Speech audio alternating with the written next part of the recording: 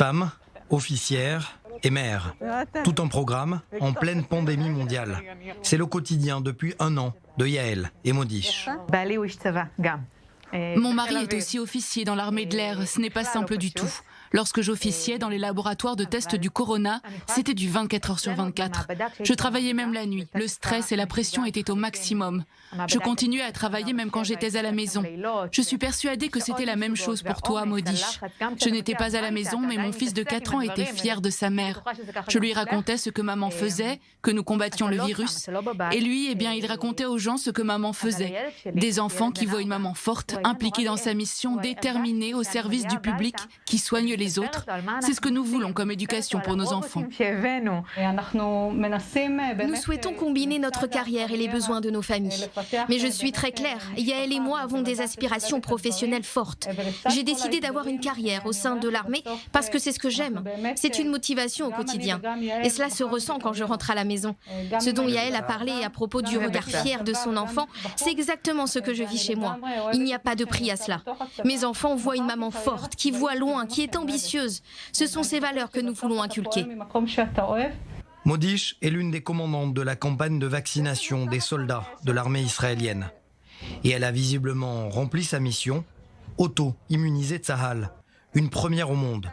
Plus de 1900 soldats vaccinés par jour. Comment tu te sens? Tu avais de la fièvre au cours des derniers jours? Tu as eu des allergies dans le passé? J'ai travaillé dans un premier temps aux enquêtes épidémiologiques auprès des soldats. J'ai ensuite participé à la campagne Nous sommes tous frères, à l'hôpital Rambam de Haïfa, où nous avons installé un hôpital militaire pour soigner les malades les plus complexes, en partenariat avec la division médicale de l'armée et le ministère de la Santé. En tant que commandante d'un centre de vaccination aujourd'hui, j'ai l'impression d'avoir bouclé la boucle. Le docteur Arbel est aujourd'hui commandante d'un des cabinets dentaires de Tsahal. Plusieurs salles de traitement en temps réel qui continuent de fonctionner à plein régime, malgré la pandémie.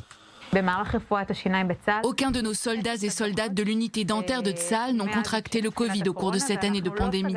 Et nous ne nous sommes jamais arrêtés de travailler.